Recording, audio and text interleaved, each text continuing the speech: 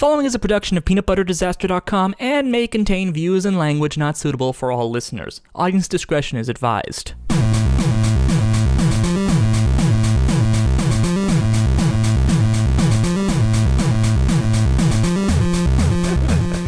Hello, everybody, and welcome to Smark My Words, Peanut Butter Disaster's premier wrestling podcast. I'm KiraKennedy, alongside my broadcast colleagues Mean, Maggle-Keen, and Tex Rockwolf. Hi, everybody. Howdy doody, folks. Welcome to that magical time of year, known as Fastlane time. Yes, the time where nobody cares and we're just trying to get by to WrestleMania. No, guys. Obviously, the broadcast team was telling us what a big, big event this is and how we should all be very, very invested in this Fastlane. Oh, I'm so invested. Yeah, they care so much about it. They put Eva Marie on the promotional material. Well, what are they going to have her do? Wrestle? Oh, touche. She's, I'm really hopeful for the future in regards to that, people like Eva Marie, who are basically their only redeeming quality is their looks, are going to be relegated more to this sort of model phase that they're trying out with her, rather than trying to get her out into the ring and wrestle. And real wrestlers, real divas. I hope we can drop that too. But like if it wasn't for Total Divas, I would totally want her to get fired right now because she's just. Ugh. So, but anyway, we're not here to talk about the sorry state of the Divas division. No, we're here to talk about Kira's weird obsession with the TV show Total Divas. It was one time. It does bear remarking upon. I was trying to not throw you under the bus there, Kira, but I'm a heel, and he's fuck the heel. you. He can do it. I'm a tweener. Jeez, you mentioned you watched Total Divas once, and suddenly you're the scapegoat of the announced team. Yes. Pretty much. So this will be one of our shorter podcasts, I guess. And so the next one will be our long pay-per-view review. So I guess we're just going to get right into it. Is that right? Yeah. Yep. Basically, we're just gonna go over the matches. We're gonna give three kinds of predictions: what we think will happen, what we want to happen, and the absolute worst case scenario. What the Bucky Beaver motherfucker will probably try to convince Vince to book. Okay. Do we want to do this in a specific order? Obviously match by match, but between the three of us. Well, yeah. Well, I have a list of all the announced matches so far, as well as I'd also probably like to bring up the another segment going on, but for now, let's just start off with the pre-show kickoff match. Alberto Del Rio versus Kalisto in a 2 out of 3 falls match. For the championship, right? For the United States Championship, of course. Yeah, that's perfect pre-show material. Great job. Right off the bat. Beautiful. Great job, WWE. Yeah, U.S. Championship match in the pre-show. A 2 out of 3 falls match, too. I don't know. How can you fit a 2 out of 3 falls match into 5 minutes? It seems a little disrespectful. Yeah. Yeah, especially with the push that they've been giving Kalisto. Sure. Oh, here, have a pre-show match, you little bitch Mexican. That's the push where he's been on the losing team ever since winning the title again. Well, what confuses me is that by putting in the pre-show, they're suggesting to me that I don't really want to see this, but then they're making it a 2 out of 3 falls, which suggests that I do want to see it. So which is it? It's Kevin Dunn. No, I don't know. It's I guess that this is good for Kalisto. Alberto Del Rio is a credible threat, and this will hopefully be a really nice cap. We don't have to stretch into week 29 of the Kalisto-Alberto Del Rio fight. Hopefully this can just come to a nice natural conclusion and be done with it. Yeah. What I think is going to happen is Kalisto's going to win definitively and get a short reign out of it. What I want to happen is pretty much that. I don't think it would be that interesting to have Alberto Del Rio win that back. But then again, I'm really not sure what they should do with Alberto Del Rio for that point. And I guess the absolute worst case scenario, I don't know. It leads to the breakup of the League of Nations. That's a worst case scenario? Oh yeah, I'm a big League of Nations mark. I'm just waiting for Barrett to do something before he walks Well, out. I'm afraid I've got some bad news. You gotta do it with the accent, man. I'm afraid I've got some bad news. Boys, I'm devastated. I'm devastated. For those unaware or catching in a little late, we only just got the announcement that Bad News Barrett, or Wade Barrett, whatever you want to call him, is potentially stepping down. It's reported by the Wrestling Observer, I believe, that he will not be renewing his contract. He is refusing to say anything, but he's not denying it. So, I think the thing about that is, you got to consider the fact this man's been in the WWE, including his developmental time. He's been in the WWE since 2008. Ever since coming up to the main roster, he's barely gone more than a year without getting injured or having his push completely killed by John Cena. Yeah, kind of where it started, really. Yeah. So, if I were him, I'd be pretty fed up too, and, obviously this whole League of Nations thing was a straw that broke the camel's back, on top of dealing with a whole bunch of injuries right now. Yeah. He really seems like they haven't treated him out well. in all of it. Yeah. Yeah. And He's one of those guys that should have been champion by now, and it just never happened. Yeah. It's too and bad, if that's but I just hope that he doesn't go jump ship over to TNA and get himself a Kmart version of his name, and he's swinging his arm around going pow in a couple of months. poor observation, Barrett. I'm afraid I have some regretful information to share. Well, to be fair, I think I actually no. I refuse to defend TNA. Forget it. Forget I said anything. Yeah, Let's move don't on to the next match. Okay. Up next, Also, I agree with everything you said. Oh, thank you. I am a wrestling sage. It's known. Yeah. well, up next we have a match that was only recently announced. Actually, tonight on this from the SmackDown tapings on Tuesday, which aired yesterday in Canada, because we're recording this on a Thursday, and I'm making this way too confusing because apparently that's all Canada does is just make things confusing. Canada. But we have AJ Styles versus Chris Jericho in the rubber match for their feud. They're obviously tied at 1 apiece. And now, who do you? Let's go. Oh wait, I just realized I didn't give my opinion on. Let me guess. It's the exact same as Texas because it's a really basic match. Yeah. It's hard to have a lot of controversial opinions about that one.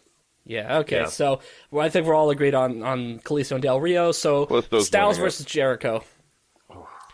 I'm gonna hazard a guess here, and I'm gonna say that AJ wins. My only real reasoning there is have they come up against each other twice already? Yep. Okay.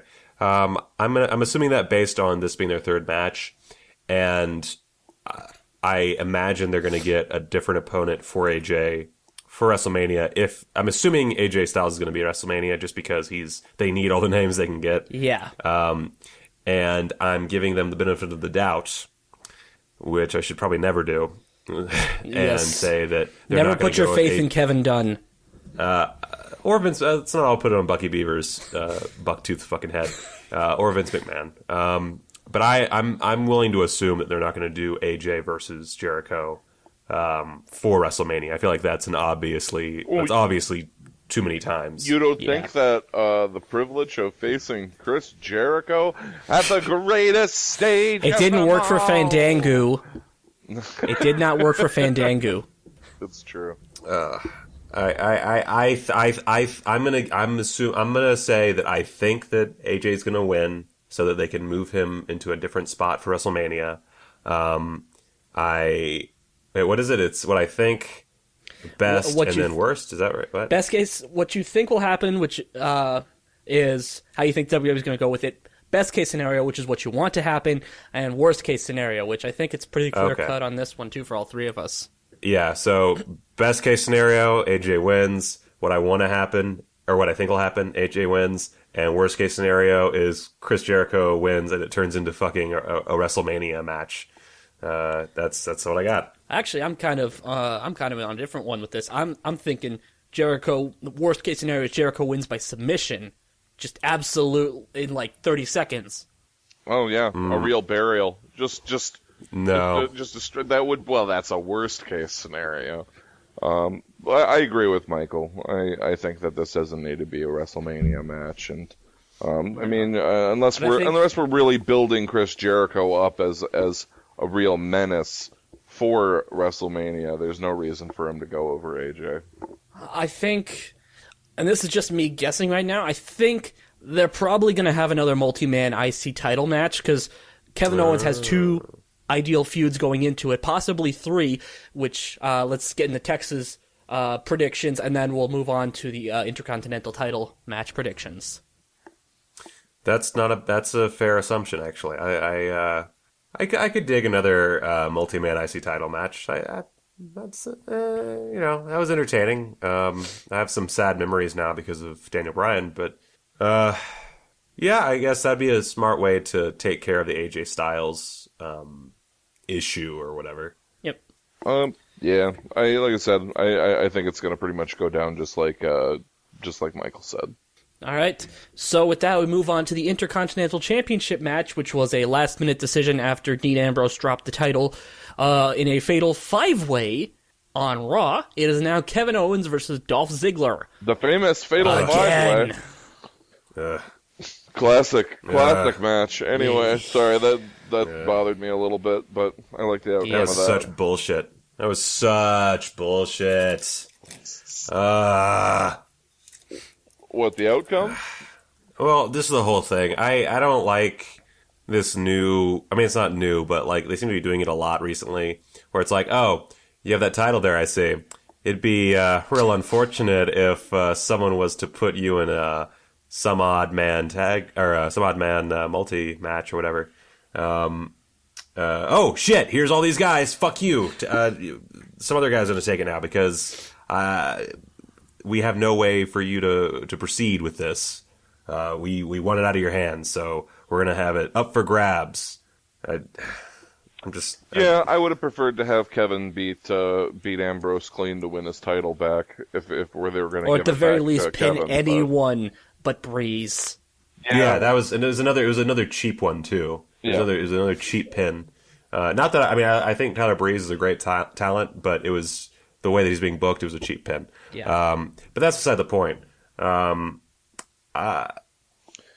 Okay. Let's just get down to the match itself. So Dolph Ziggler versus Kevin Owens, Intercontinental Championship match. Tex, what do you think? Dolph Ziggler is a good dog. He's a real good dog. I want him to be happy, but there's just too many dogs here at this facility. There's too many dogs in this show. And, as much as I like him and want to see him succeed, I got to give it to my boy Kevin. I think that WWE kind of sees it that way. I can't believe in my heart that they would give it back to Owens just so he could lose it to Dolph Ziggler.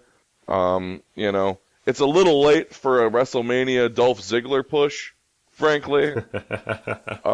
Yeah. So I guess I think that Kevin's going to win. I want them both to win somehow in some universe, but I gotta give it to Kev, especially because my wife's giving me a look. And the worst case scenario is, I'm gonna throw it over to one of you fellas for a worst case scenario on this one. Worst case scenario. We get a repeat of last year where everyone starts stealing the Intercontinental Championship after a dusty finish, which is the lead-in to the multi-man Intercontinental Championship match. It's just a repeat from last year. And speaking as a former Intercontinental Champion who got the shit kicked out of him by Vacant afterwards, that's not fun. How do you think it's going to end up, Kira? I think it's going to end up with Owens getting a clean win. I'd like it as Owens to get a clean win as well, but again, with knowing my luck, it's gonna be the clusterfuck. Let's all steal the title to build up to this match thing again. Yeah. Okay. So what do you think? Okay. First of all, I love Dolph Ziggler. I love his trashy Florida aesthetic. because I am a trashy Florida aesthetic. But story-wise, it doesn't make any sense to have him continue with it. He's not at the position right now in his booking that he should win. I think what'll happen is that Kevin Owens will win after both men go through a total beatdown. I think it'll be a really bananas match full of both men just glitching in the middle of the ring, mostly Ziggles glitching. That's all he's good for. It could potentially, depending on how the three-way main event, I'm going to call it the three-way because I think that sounds cute. Depending on how the three-way goes, it could lead, and this is probably how I guess I would book it if I was being lazy.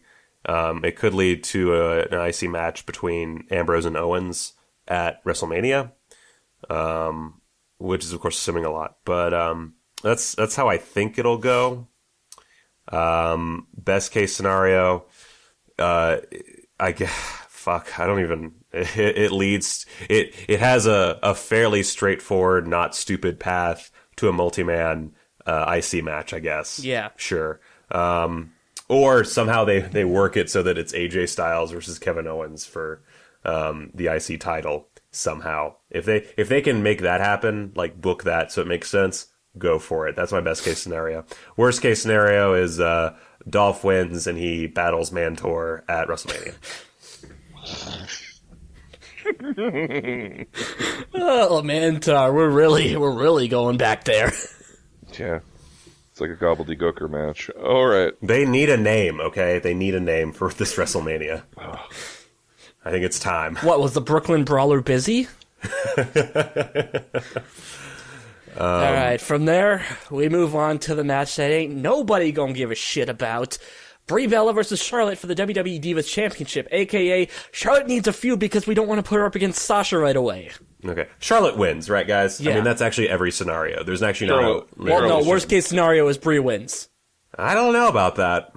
I really, as much as I like Charlotte as a wrestler and I liked her NXT incarnation, she's really not doing a lot for me anymore. This whole heel with Ric Flair in her corner thing, my best case scenario why is for Ric this, Flair in her corner anyways? Is there a reason for that, or?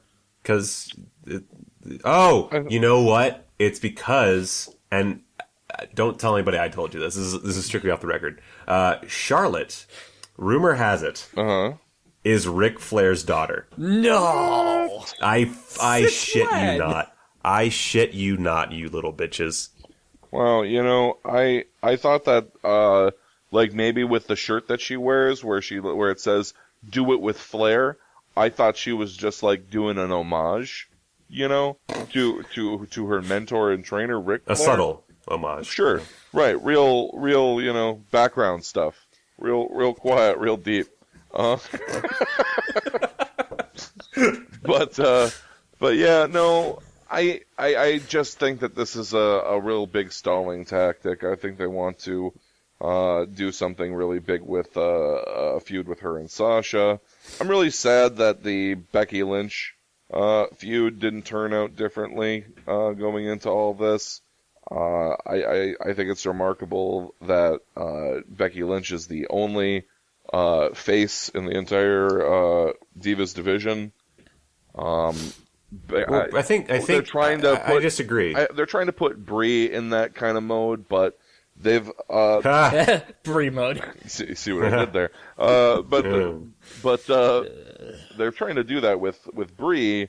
I mean, she's obviously in that role here, but I think just putting her in this position because of, well, I think frankly because of what's going on with her husband, and because Nikki is, and what's going on with her sister Nikki, it's kind of BS because WWE, I don't have a concussion. I can remember a couple of months ago where every single one of the Bellas on Team Bella were acting like total bitches to the nth degree. Yeah, I remember when it was Brie versus Nikki. Man. Yeah, I seem to recall Nikki saying something about wishing Brie died in the womb, but I didn't tell anybody. It's they have a complicated relationship called continuity. I think Charlotte's going to win. Yeah. There's nothing else Charlotte's to really going say to there. win. She has to win. There's no question. Yes. All right, so next up, the Battle of the Hosses. Big Show, Ryback, and Kane.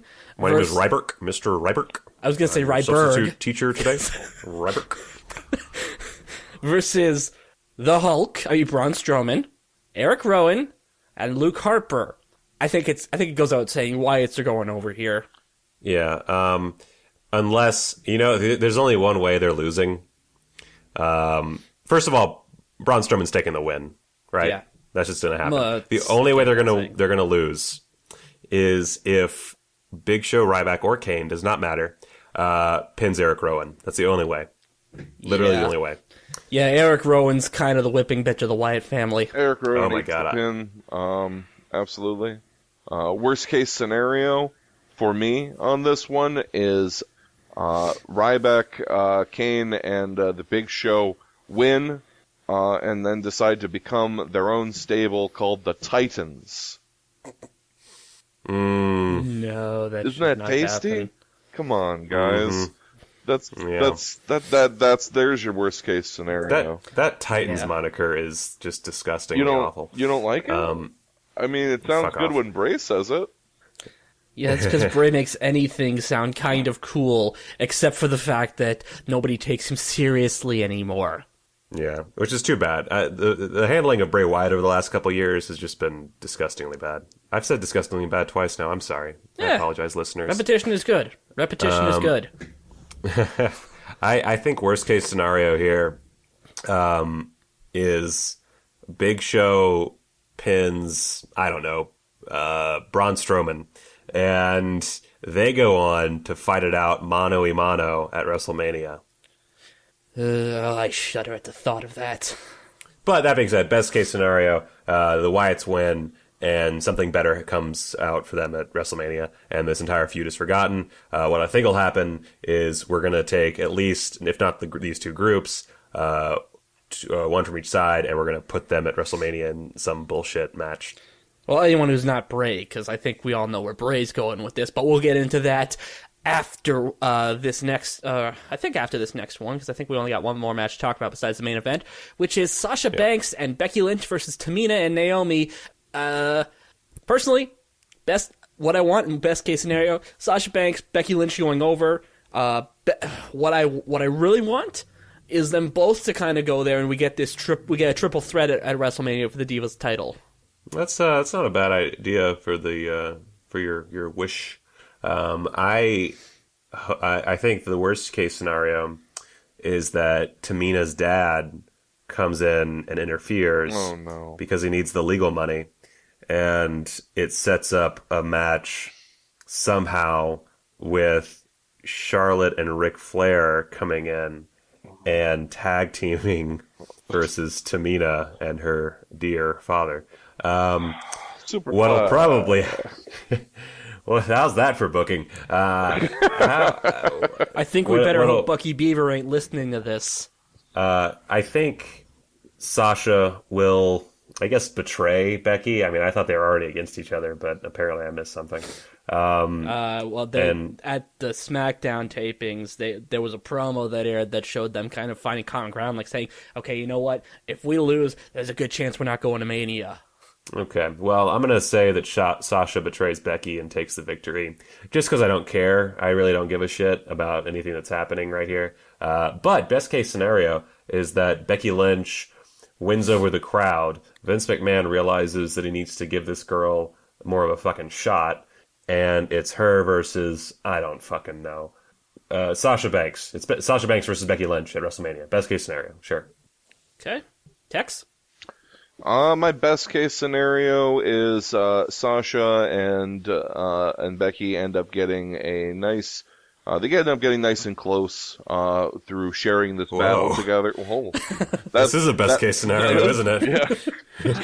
I was gonna say they end up getting sharing and Becky's goodness sort of rubs off a little bit on Sasha. Okay. So now, all right. so I like now, what you're saying. so now All right. Becky's rubbing off on Sasha. You see. And no, but I think that, like I said, it's a dismal situation. There's only one clear face in the Divas division. There's plenty of heels, and not really any tweeners either. So I think that Sasha could definitely fill a good face role here as, you know, the real tough, you know, kind of in charge competitor. Versus someone who's maybe a little bit more altruistically minded, like Becky. All right. Okay. Cool. And from there, totally skipping the Edge and Christian New Day segment, which I think might involve a call-up and might lead to a last-minute tag team championship match. But that's just what I'm thinking. Considering the lack of actual tag team matches here, I wouldn't be surprising at all. I would anticipate that. Which I would hope would be Enzo Amore and Colin Cassidy. How you doing? But, Yeah, well, oh my god, I would they've jerk been off right then and there. They've been appearing in dark segments on SmackDown taping. Yep, that's recently, usually I a sign. So Oh my god, I think they're kind of testing them out a little bit. I wonder if this means Carmella's going to be coming up too. But anyways, up to that. Before Mike creams himself, Jizz everywhere.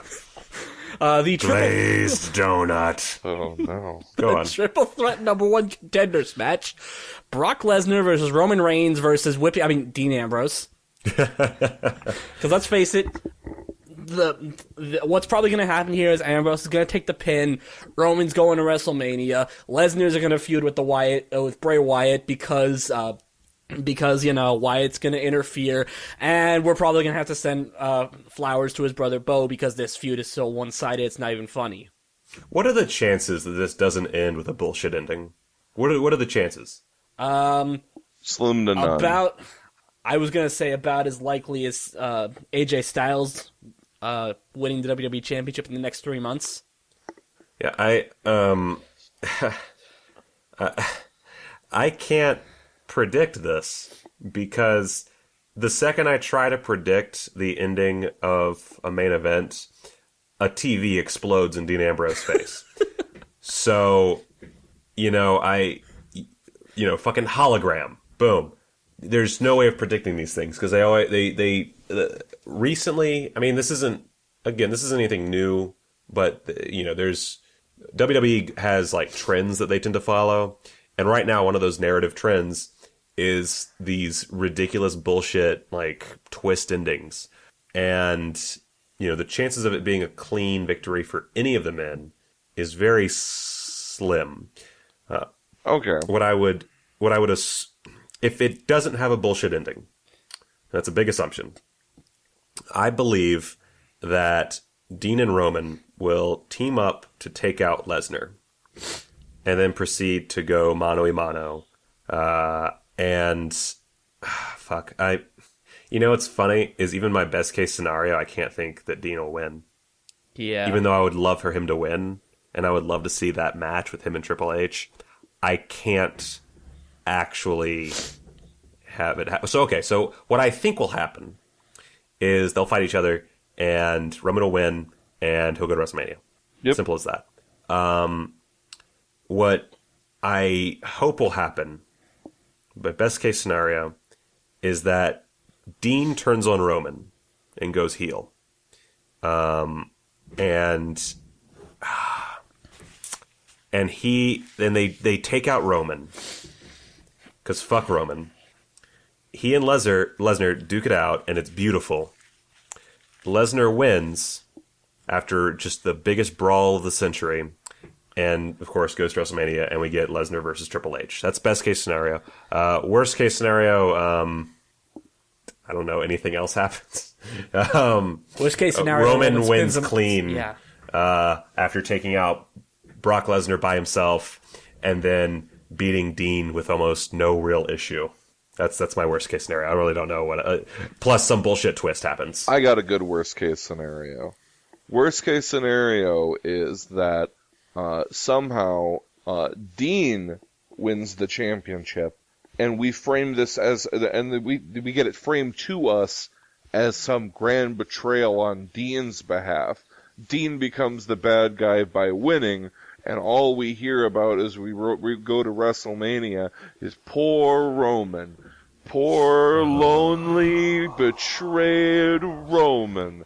And then You're a bastard for even thinking of this. And then we have to watch as the rules are twisted and in on themselves to make it somehow possible for Roman Reigns to be involved in the match, turning it into a Dean, Roman, Triple H match at WrestleMania. This makes me sick. But, oh, God. Yeah, no, yeah, my worst case scenario is just kind of, Roman wins clean. My best case scenario is Dean wins, Roman turns heel finally, and he interjects himself in, but Dean kind of overcomes the odds and beats both of them and wins the title. As much as I want to see Dean go heel, I would rather see Roman be the one who goes heel, because that's what's finally going to get him over, and then Vince and the creative team can move on to their next project instead of wasting all this fucking time trying to get Roman over as something that he's not. What I think that's what I would love, absolutely. But what I also think would be very interesting is if they don't turn on one another. What if their special friendship, it really is just special enough that they can avoid this conflict like they're saying they are, they can avoid, allowing those seeds that Stephanie's been planting to find fertile ground in their hearts. Maybe they can resist all that and come out of this as true blue friends all the way through WrestleMania. I'm gonna have to stop you right there because I've actually watched SmackDown already because it's aired the day before we recorded this, and SmackDown ends with Ambrose hitting the dirty deeds on Reigns. Damn. Well, that's all fucked. Oh, and Lesnar involved too, I think.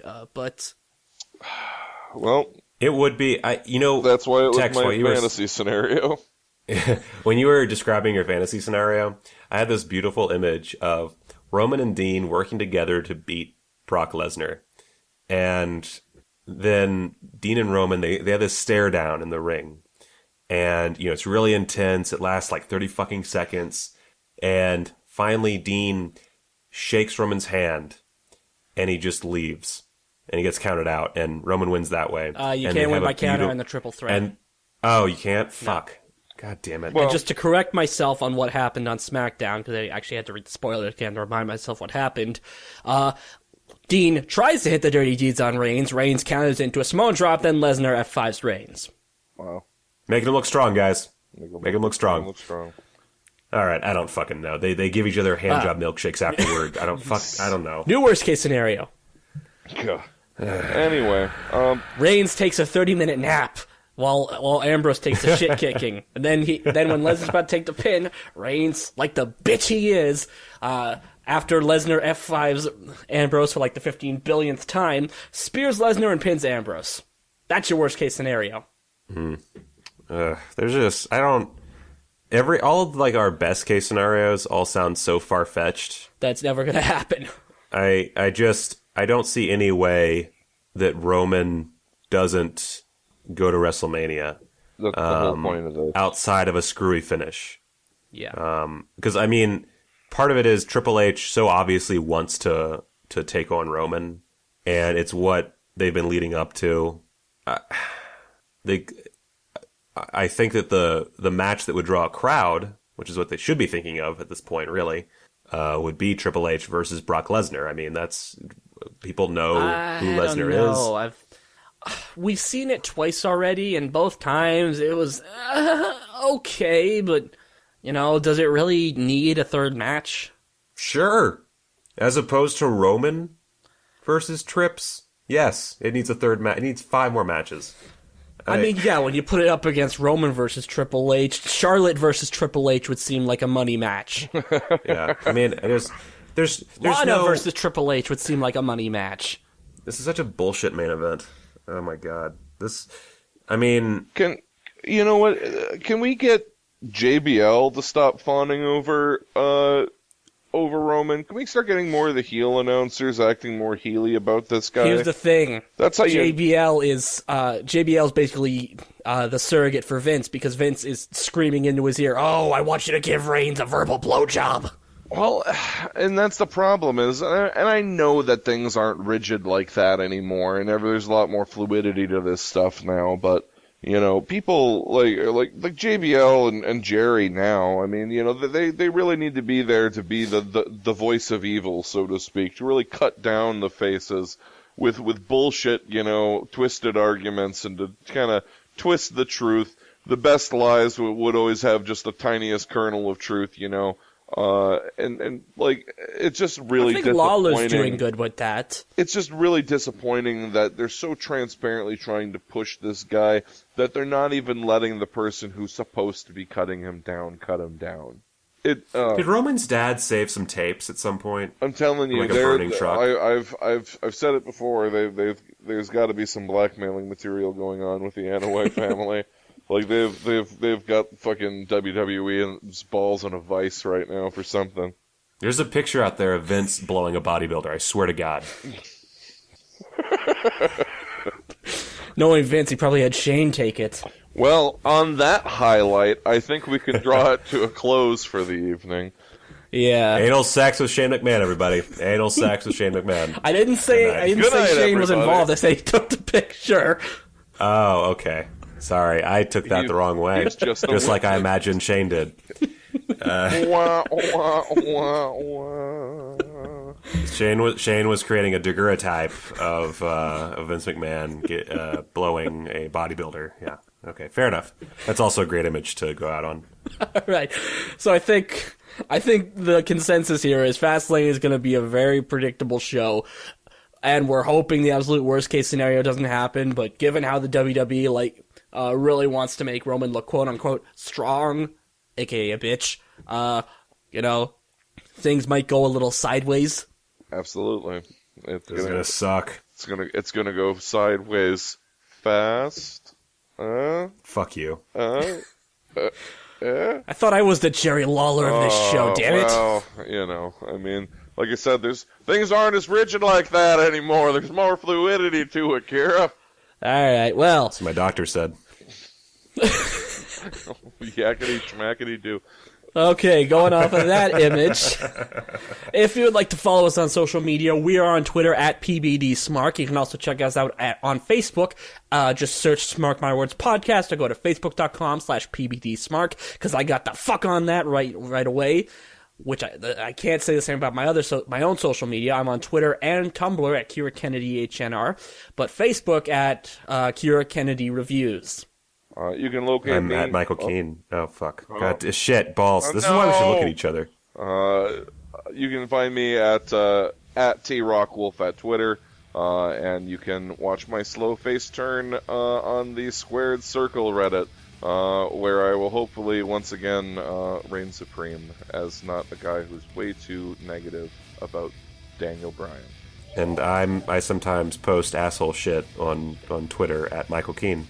Alright, if you'd like to check out any of our other stuff, we all post videos to peanutbutterdisaster.com. Tex has his show, The Rockwell Files, where he talks about all kinds of cool stories in the news, like that time what's his name? Forgot his name now. Dennis Quaid? Dennis Quaid, yes. Like that time Dennis Quaid freaked out, or Mike talks about old TV shows and eats Del Taco.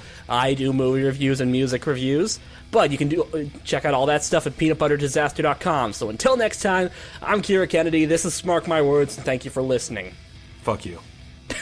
Are we just going to end every episode like that? Yeah. I think it's a good way to go. I'm a heel. That's what I do. I say fuck you and I leave.